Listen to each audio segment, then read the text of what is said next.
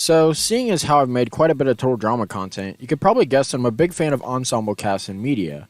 Well, what you may not know is that I'm a big fan of murder mysteries as well, like Agatha Christie's And Then There Were None or Murder on the Orient Express. So, when I found out popular visual novel series Danganronpa is essentially an ensemble cast murder mystery, it couldn't help but pique my interest. So, I gave it a try. And I proceeded to beat the entire mainline series in 3 weeks. Wow, I love this series. By far the standout aspect of these games are the characters. They're so full of life and fun and neurodivergent, but I want to talk about a specific character today.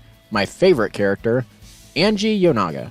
I think she's entertaining and fun and has a lot of memorable moments, as well as being surprisingly intuitive with intriguing aspects to her character. So naturally, I fully expected her to die in Chapter 3 because that seems to be where everyone's favorite dies. But then I kept playing and I realized I really didn't like her death.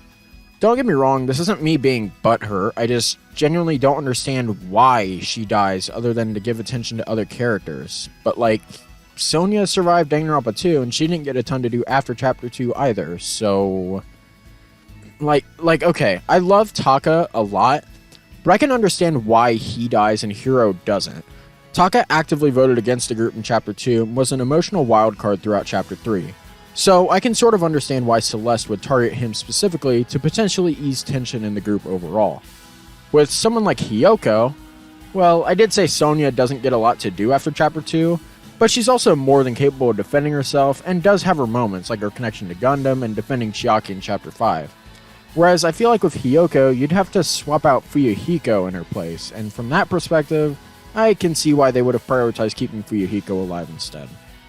And while I love Ryoma a lot and wish he could have survived, I can understand why he died too.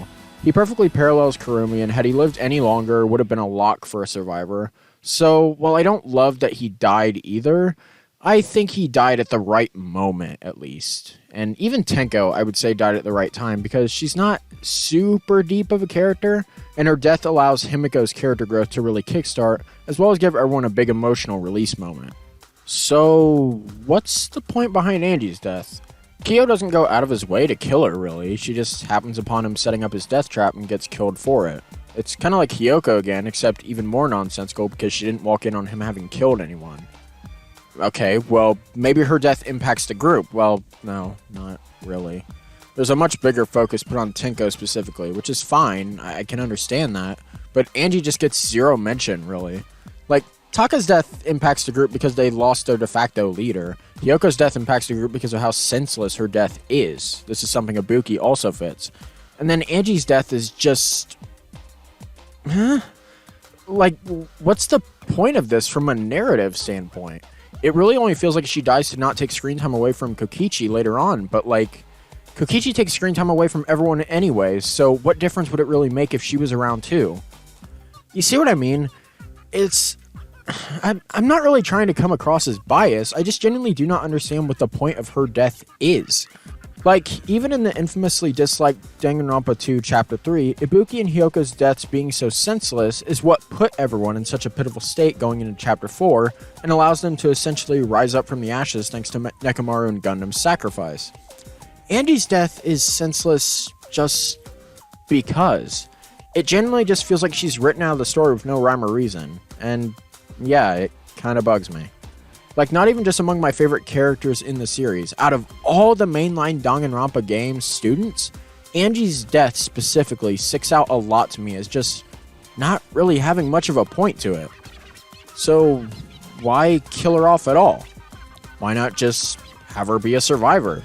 I mean, Himiko is very clearly driven by Tenko's death more than anything else. She pays lip service to Angie, but she clearly had a much more personal attachment to Tenko. Angie was just a gateway to God as a way to cope with the situation for her.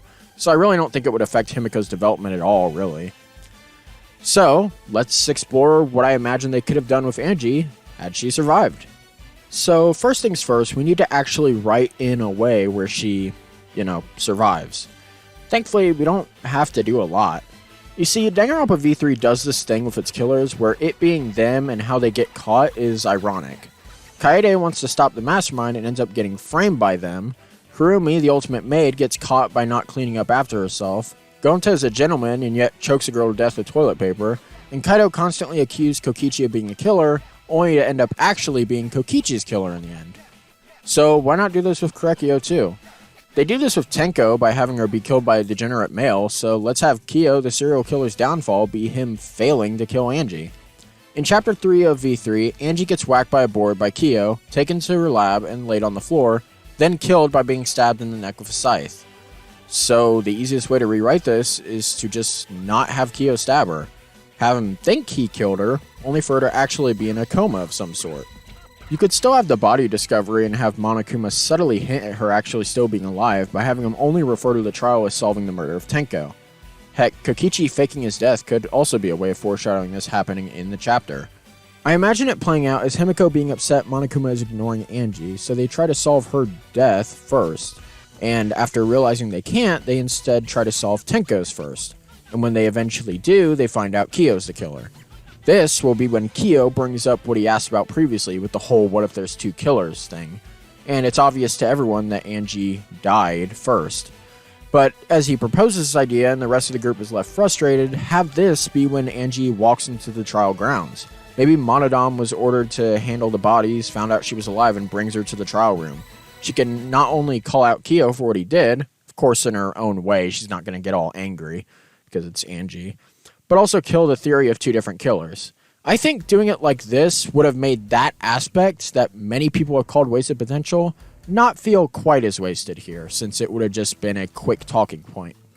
Aside from that, the trial plays out largely the same. Kiyo dies, Monodam dies, and instead of Kokichi being the one that gives Himiko the hard talk of needing to open up her emotions, you have Angie do it instead, as a way to mitigate what she'd been doing previously in the chapter, while also just fitting her character more than it ever did Kokichi.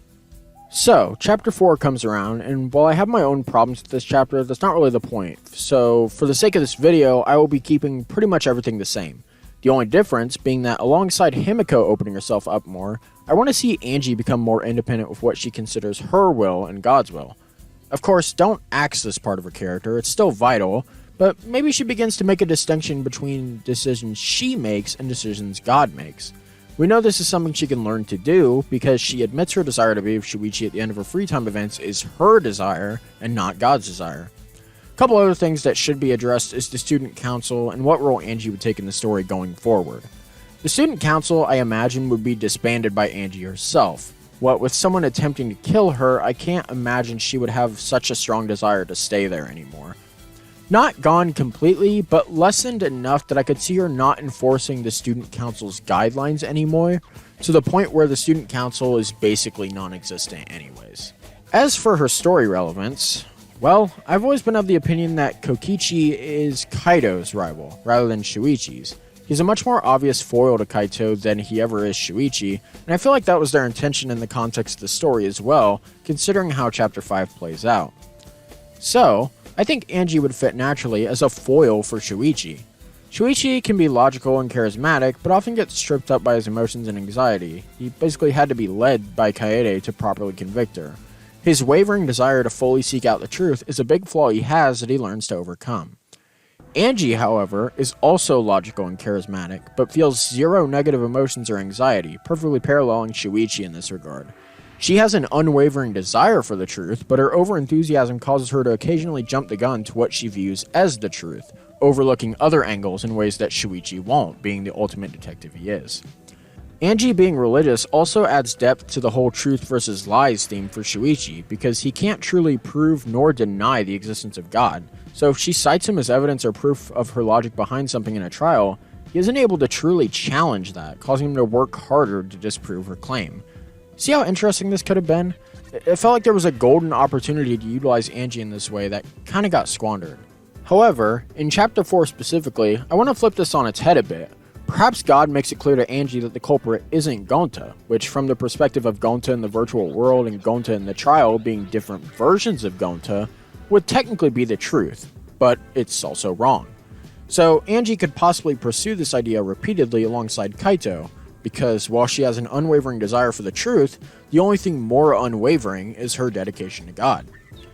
So by the time it's proven beyond a shadow of a doubt that Gonta really is the culprit, this allows Angie to doubt God and how prevalent he can be in guiding her, challenging her beliefs on truth in the process. So now we get to Chapter 5, and I'll be honest, the approach I take here is pretty similar to Chapter 4, but that's because the way these trials play out as far as finding out the truth are largely the same. I imagine God in this case wouldn't have a proper answer for Angie as to who is actually dead, planting further doubt for her, so she has to rely on the video evidence like everyone else, and when that's discovered to be edited, she will begin to truly have wavering faith in God. So, by the time of Chapter 6, I imagine Angie can definitively tell the difference between her thoughts and God's thoughts. We can probably see this growth during the trial as well, on top of her being a nice source of brevity to an otherwise heavy trial. However, once we get to the reveal of everything being fiction, this is where I think Angie will really shine. As soon as Tsumugi brings up that all of Danganronpa is fiction, I could immediately see Angie challenging that and repeatedly as well. I still think Shuichi should get the definitive I reject hope, despair, the killing game, and the notion that this was ever fiction, but I don't think it's a bad idea for Angie to test Tsumugi on this front a bit.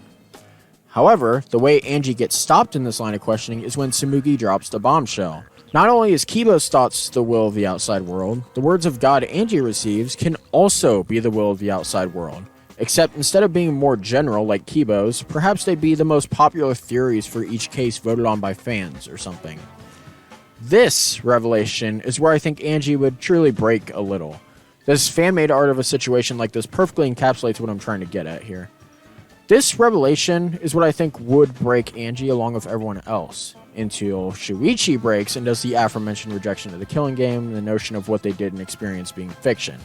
Since everyone gets their moment of reasoning why their will is still their own, Angie can come to the realization that even though she was given guidance from the outside world, it was still ultimately her that pursued what they were giving her, and as a result, it was still her will.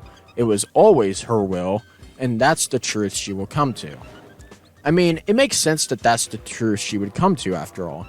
If anyone is going to understand the value in fictional creations that leave a real impact on the world, it would most certainly be the ultimate artist. Or, kill her in Chapter 3 and never mention her again. That works too. So, yeah. In conclusion, I think Angie would have made for a fantastic survivor, as well as a fantastic rival to Shuichi to really drive home what the game was going for, as well as her presence just generally being welcome due to her optimistic and energetic nature.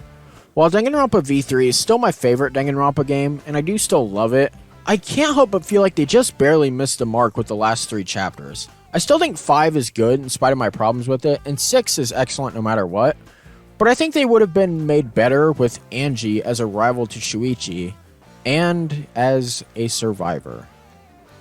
Thank you all so much for watching. If you enjoyed this video, please be sure to leave a like and subscribe if you want to see more content like this, because I definitely want to talk about Danganronpa more in the future. Have a good day, and until next time, bye.